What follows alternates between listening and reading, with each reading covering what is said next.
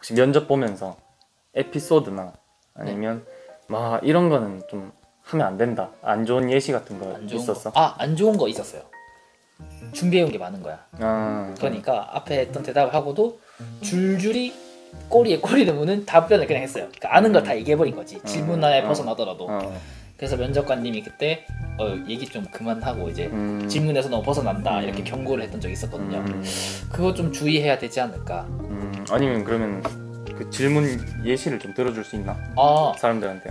제 집단 면접 주제가 이제 소방관들이 이제 현장 활동을 하면서 안전사고가 되게 많이 일어난다.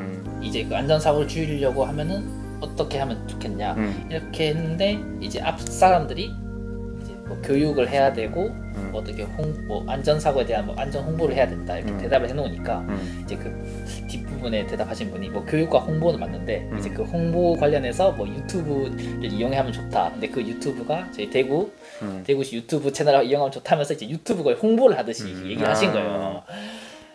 너무 이제 벗어나 버리니까 이제 면접관님도 제재를 하셨죠 그때. 그러니까 유튜브 채널로 이제 안전사고를 홍보를 하자. 네. 약간 그런 식으로 대답을 하고 끝냈어야 됐는데. 그쵸. 유튜브 채널을 소개해버렸거나. 그쵸. 홍보를 해버리게 되면. 유튜브 채널을 소개. 내 채널도 소개해주지. 나도 안 좋은 예시들이 좀 있는데 나는 면접학원에서 있었던 일이야. 근데 분명히 정상적인 사람이었거든. 뭐 앞에서도 대답도 다 잘했었고. 근데 그 면접관 역할 하시는 분이 A를 질문을 했는데 A를 진짜 코딱지만큼 대답을 하고 갑자기 헛소리를 하는 거야. A를 대답해야 되는데 B를 대답을 하는 거지 계속. 그것도 이것도 똑같았어. 심지어 너무 길게 대답을 했어. 계속 구구절절 막 하니까 도중에 끊었고 나중에 아니나 다를까 피드백으로 왜 동문서답을 하냐. 근데 그게 진짜 마이너스거든. 왜냐면 집중을 그만큼 못하고 있다는 거고. 그리고 뭐 아까도 말했다시피 이제 눈동자 굴리는 거랑 그 다음에 손 꼼지락꼼지락 거리는 거, 그게 안 좋은 거 같고. 그다음에 나는 마지막으로 접속사를 마도하게 많이 쓰는 거야. 시간 끌기용. 그렇지. 막 계속 그리고 뭐 이러면서 계속 시간 끄는 거야. 대답도 똑바로 못하고. 그렇게 대답할 바에는 나는 그냥 모르겠다고 하든지 아니면은 좀 짧게 말하고 그냥 넘어가는 게 차라리 더 낫지 않나. 그런 생각이 들더라고. 그거 괜찮네. 근데 접속사도 적당히 사용하면은 말하는 데 있어서 좀 자연스럽거든. 그래서 도움이 많이 되는데 그걸 좀 과하게 쓰니까.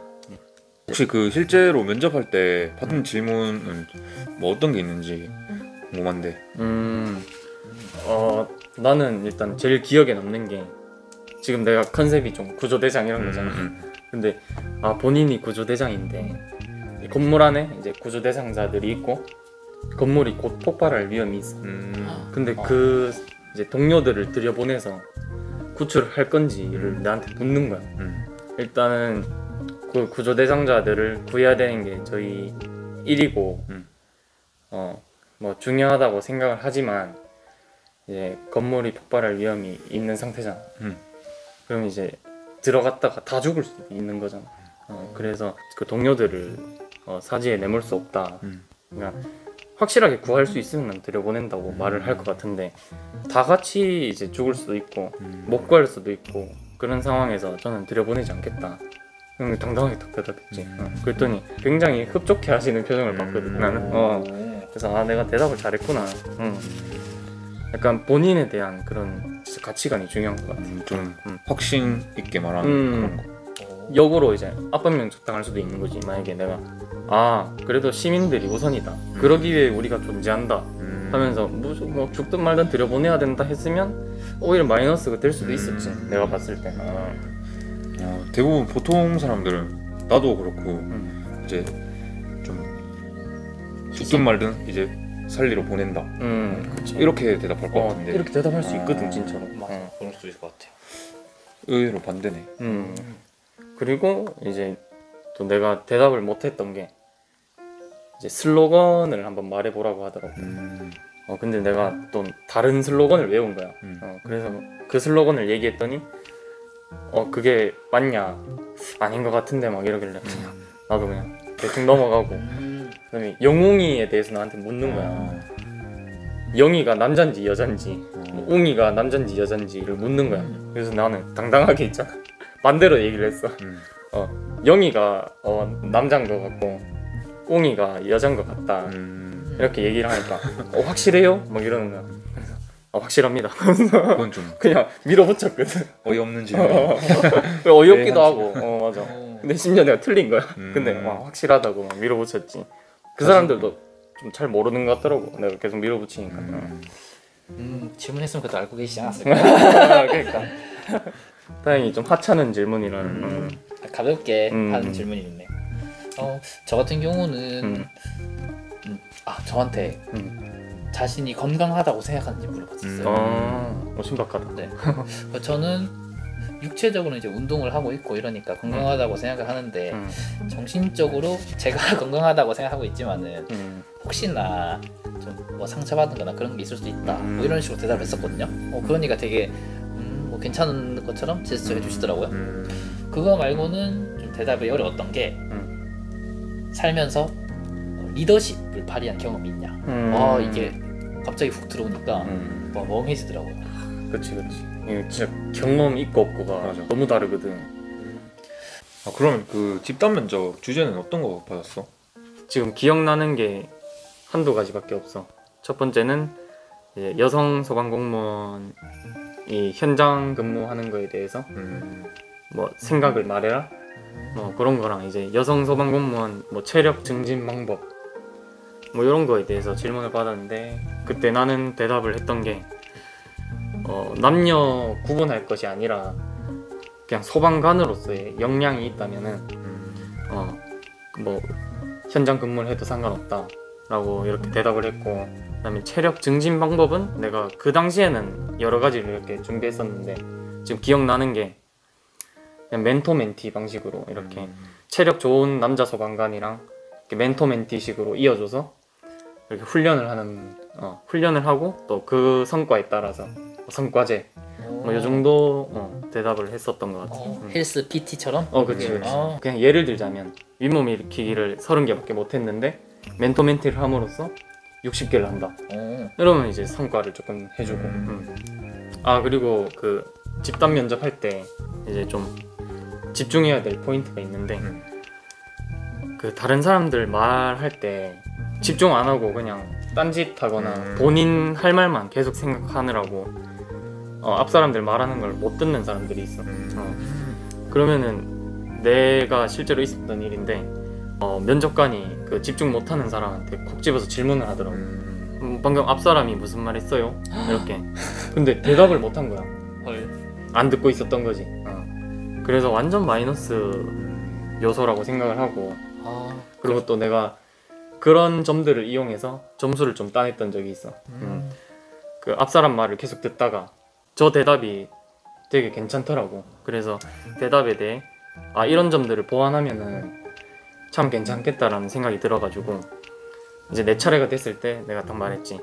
몇 번 분이 이런 말씀을 하셨는데 이런 말에 이렇게 보완을 조금 더 해서 실질적으로 사용을 하면 참 좋겠다 라고 이제 어필을 하면서 그럼 나는 앞사람 말에 집중을 했다는 걸 은연에 드러내는 거잖아. 그쵸. 그래서 그런 점에서 좀 포인트도 얻었다고 생각해. 그래서 남의 말에 집중해라 라고 꼭 말해주고 싶더라고. 면접에도 태도 점수가 들어가 있는 거죠? 태도 점수 들어가 있지. 그렇죠. 중요합니다. 그럼 나 같은 경우는 자소서 한 번도 쓴 적이 없는데 어떤 식으로 써야 돼? 일단 이게 내용 자체가 너무 포괄적이라서 어떻게 말해주자면은 일단 대부분의 질문들이 자소서 기반으로 많이 들어오잖아. 일단 포괄적으로 쓰면 안 돼. 이게 예를 들면은 앞으로 소방 관련 자격증을 많이 취득을 할 거다 라고 했을 때 무슨 자격증인지 모르잖아. 그러면 이런 포괄적인 말들을 쓰면은 자소서 기반으로 질문을 하기 때문에 면접관들이 뜯어먹기가 참 좋아. 완전 공격 질문하기가 좋은 거지. 뭐 무슨 자격증 딸 건데? 뭐 이렇게 나온다거나. 그래서 항상 자소서를 쓸 때는 구체적으로 쓰는 게 좋지. 내가 어떤 일을 해서 아니 뭐 어떤 사유가 있어서 이런 자격증을 따겠다. 이런 좀 구체적으로 가야 돼 항상. 사실을 기반으로. 그렇죠. 항상 사실 기반. 거짓말하면은 계속 거짓말을 물기 때문에 거짓말을 안 쓰는 게 가장 좋고요. 저 같은 경우는 자기소개서에 경험, 있었던 일을 다 저기 적었는데 뭐 있었던 일 다 적자면 너무 많잖아요. 그래서 뭐 가능하면은 소방 관련, 예를 들어 내가 신고를 했다는 경험이라든가 아니 뭐 소화기를 썼던 경험이라든가 그런 거 적는 것도 좋고. 좋지. 그리고 자기소개서에 키워드 하나 잡고 가는 거 되게 좋아요. 예를 들어 내가 뭐 성실함이라는 그런 키워드를 잡고 간다. 그럼 내가 성실하게 했던 경험 구체적으로 적으면 자기소개서 어느 정도 이렇게 적기 편하지 않나. 키워드. 네.